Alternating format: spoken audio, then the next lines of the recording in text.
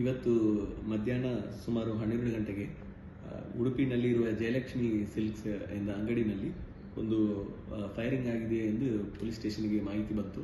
ತಕ್ಷಣ Udupi town police ಸ್ಟೇಷನ್ನಲ್ಲಿ ಎಂದು ಅವರು ಅಲ್ಲಿ ಹೋಗಿ ನೋಡಿದಾಗ ಅಲ್ಲಿ ಒಬ್ಬರಿಗೆ ಯಲಬುರ್ಗಪ್ಪ ಎಂಬವರಿಗೆ ಒಂದು ಗಾಯ ಆಗಿ ಅವರನ್ನು ಹಾಸ್ಪಿಟಲ್ಗೆ ಶಿಫ್ಟ್ ಮಾಡಿರುವ ಮಾಹಿತಿ ಬಂತು. ಅಲ್ಲಿಂದ ವೆರಿಫೈ ಮಾಡಿದ್ದಾಗ ಅಲ್ಲಿ ಯಾರೋ ಬಂದ ಕಸ್ಟಮರು ಅಲ್ಲಿ ವಾಶ್ರೂಮ್ನಲ್ಲಿ ಒಂದು ವೆಪನನ್ನು ಬಿಟ್ಟು ಪಿಸ್ಟಲನ್ನು ಬಿಟ್ಟು ಹೋಗಿರೋದು ಅಲ್ಲಿ ಕಂಡು ಬಂದಿದೆ. ಅದನ್ನು ತಗೊಂಡು ಅಲ್ಲಿರುವ ಕೆಲಸಗಾರರು ಇಬ್ಬರು ಅವಿನಾಶ್ ಮತ್ತು ಯಲಬುರ್ಗಪ್ಪ ಅವರು ಅದನ್ನು ವೆರಿಫೈ ಮಾಡುವಾಗ ಅದು ಆಕ್ಸಿಡೆಂಟಲ್ ಆಗಿ ಫೈರ್ ಆಗಿ ಯಲಬುರ್ಗಪ್ಪ ಅವರಿಗೆ ಗಾಯ ಆಗಿದ್ದು ನಮ್ಮ ತನಿಖೆಯಲ್ಲಿ ಪ್ರಥಮ ತನಿಖೆಯಲ್ಲಿ ಕಂಡು ಬಂದಿದೆ. ವೆಪನ್ದು ಓನರ್ ಎಂದು ವೆರಿಫೈ ಮಾಡಿದ ಮೇಲೆ ಅದು ಮ್ಯಾಂಗ್ಳೂರಿನಲ್ಲಿ ಜಯಪ್ರಕಾಶ್ ಎಂಬುದು ಎಂದು ಕಂಡು ಬಂದಿದೆ.